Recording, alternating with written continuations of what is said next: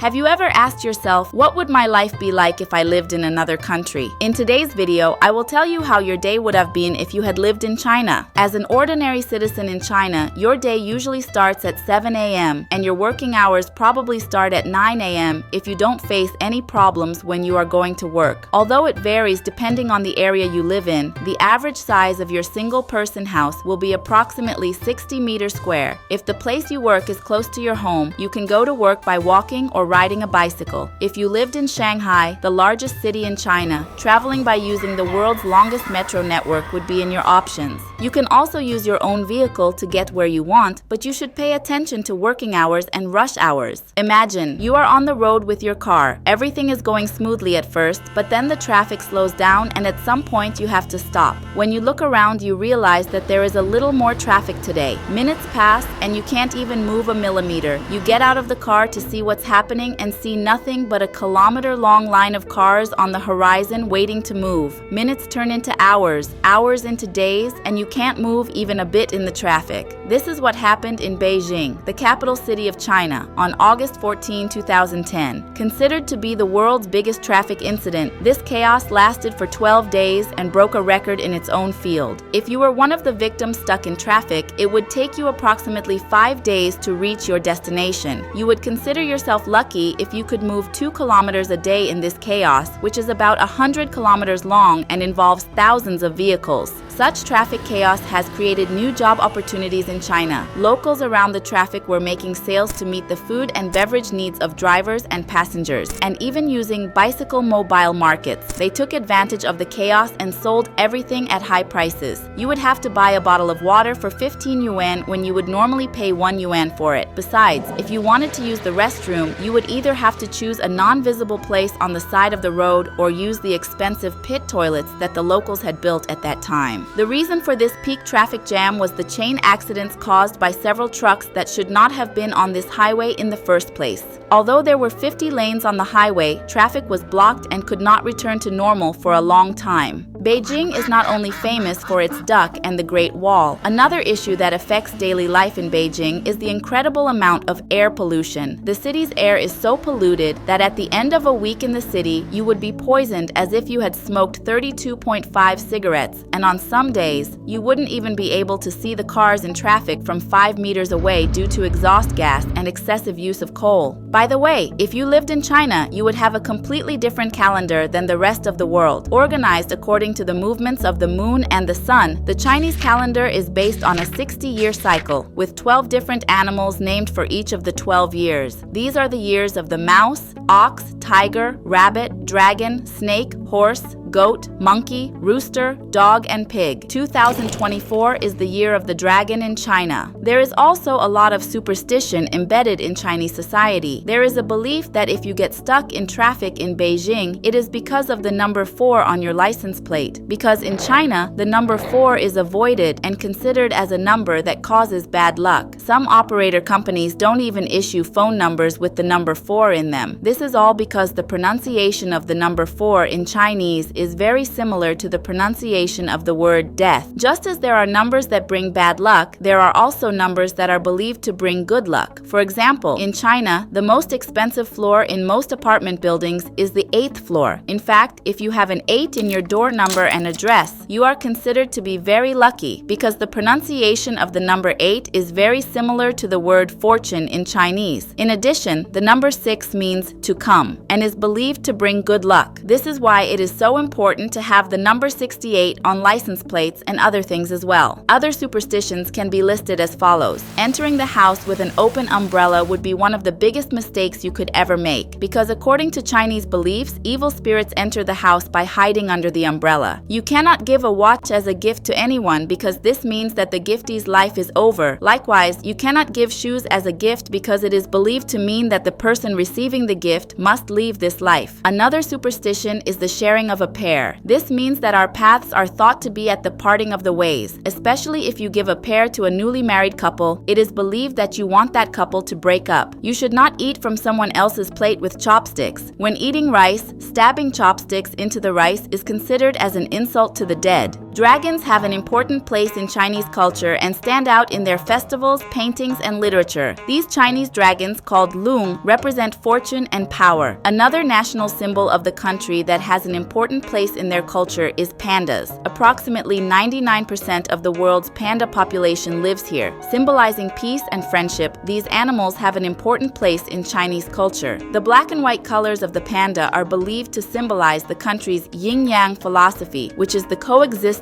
of two opposing forces in the universe. Although similar cultural and superstitious beliefs exist in many societies, life in China is often shaped by such beliefs. The most important thing to do when shopping in China is to bargain. Sellers are expecting you to bargain. If you buy something at the first price, the shopkeeper may even lose respect for you and start to see you as a fool. For example, if you say a price with an 8 in it while bargaining, you can be profitable. In China, both sellers and consumers take great pleasure in bargaining. The bargaining margin is so high that you can buy anything for a quarter or sometimes even 10% of the asking price. Here's a little tip. Chinese shopkeepers don't like to turn away the first customer of the shop because they think that not selling to the first customer will ruin your chances for the rest of the day. So if you are the first customer, you have a really good chance to lower the price. The only place where bargaining should be almost never done is the eating places. If the place where you eat Chinese dumplings costs 15 yuan, you have to pay 15 yuan. Chinese cuisine is world famous for its variety of dishes, but it may not suit your taste. Chinese food is especially known for its spiciness.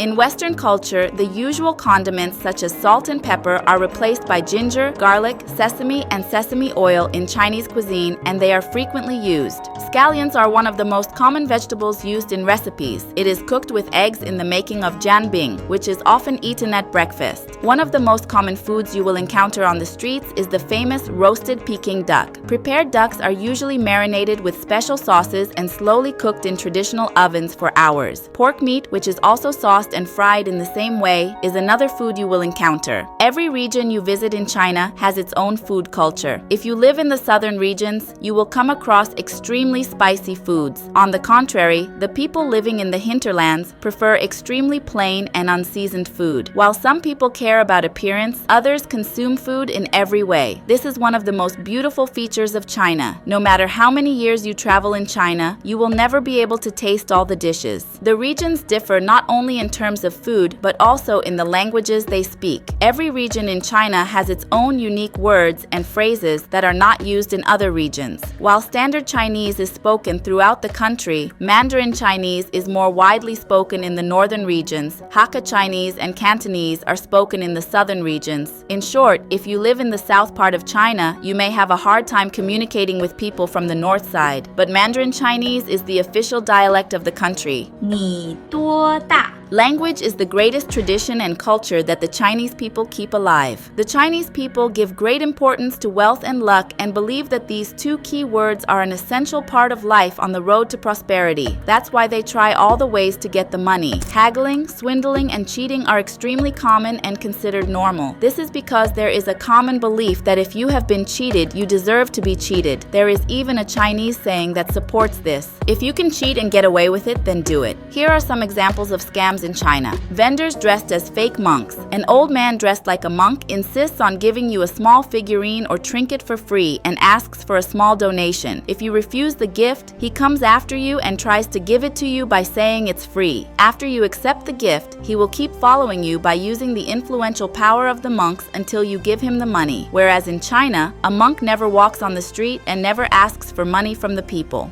Tea house scam. Usually a young, beautiful local lady approaches you and starts talking to you in English by using her charm. She tells you that she knows the area very well and you can sit with her somewhere and have a cup of tea if you want. And if she manages to take you to one of the cafes that she has a deal, you will have to pay 10 or 15 times the normal price for a cup of tea. Throughout history, the people of China have always suffered from poverty. Perhaps poverty is the reason why they care so much about luck and money. The Chinese Empire is the largest and longest-lasting empire in world history. They have made many inventions in history. They have inventions that are widely used in daily life, such as paper, gunpowder, silk, tea, porcelain, compass, toothbrush, and umbrella. Today, China is no longer known for its inventions, but for its imitation products. Most of the products you buy in China can be produced in a perfect way that looks exactly like the original. Moreover, imitation products of various quality can be produced according to the price you give. These products are sold at extremely cheap prices, and you cannot tell the difference between the original. In addition, China does not only imitate clothing, cosmetics, and electronics. They also produce fake foods. Ranging from eggs to lettuce, from peas to table salt, and even baby food. They have developed mind-blowing recipes to imitate many foods. That's why you should always check if the food you buy in China is real. You should avoid foods that are too cheap for your health. According to the 2023 World Happiness Report, while the USA is in the 15th rank, China is 64th. Research shows that 26.9% of the population suffers from depression. The suicide rate between the ages 5 to 14 has quadrupled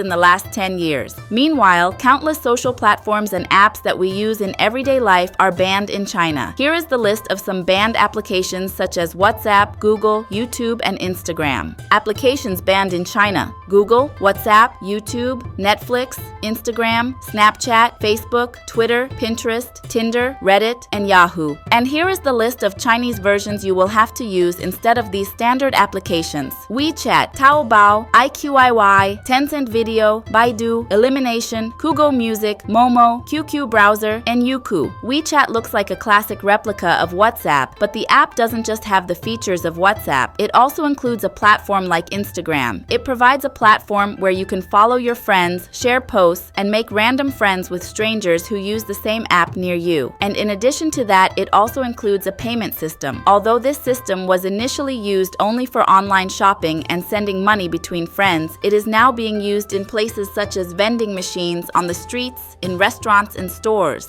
There are many reasons why the Chinese Communist Party has banned these worldwide used sites and applications and has forced its people to use the sites that are under their control. For example, Google can accurately estimate the number of women in France who are pregnant this month, as well as statistically calculate how many women have miscarried and how many have aborted their babies. The Chinese Communist Party doesn't like the fact that Google is able to collect data very quickly and open up society to the outside world, which is contrary to their policies. Although this is interpreted as foreign countries being able to spy on them freely, there is a deep fear underlying. So much so that, in 2015, the Chinese government, in collaboration with Tencent, the owner company of Alibaba, introduced a system called Sesame Credit. The system was similar to a financial credit score, but your credit score is determined not by how often you pay your debt, as in other countries, but by the shopping and financial movements you make based on your loyalty and commitment to the interests of the government and the party. Since Tencent also owns Alibaba, they can also see your purchase history. In other words, your score increases when you buy products such as local food or work shoes, but imported products from foreign countries, especially from America, decrease your score. The other thing is that these scores are reflected in real life. For example, if your points are high enough, you can borrow power banks and umbrellas without a deposit in a shopping mall. At Beijing Airport, if you have 750 points or more, you can get through without waiting for security and crowd. You can also get official documents to travel to other countries faster and get loans from banks more easily. It may be hard to believe, but these are only one side of the same coin. Since the system is connected to your social account, it can analyze and control not only you, but also your friends. They can even lower your score just because you're friends with someone whose score is too low. When you want to check your own score, a map with you and your friends appears, and you can easily see the friend who is lowering your score. It is very clear that with these practices in China, you do not have the right to make a choice contrary to the government's policies. Otherwise, the fear of exclusion from society and repression appears. Your radical ideas will lower your credit, and perhaps your family and friends will have to end their relationship with you because your score is too low. With this system, the government controls and shapes social life and thought, almost like engineering the society without even getting involved. In summary, under the Sesame Credit, the government can easily direct and manage everything the way it wants. I will be uploading more videos about countries, so don't forget to subscribe to my YouTube channel. Sumeyra Cenet was here. See you in the next one. Bye.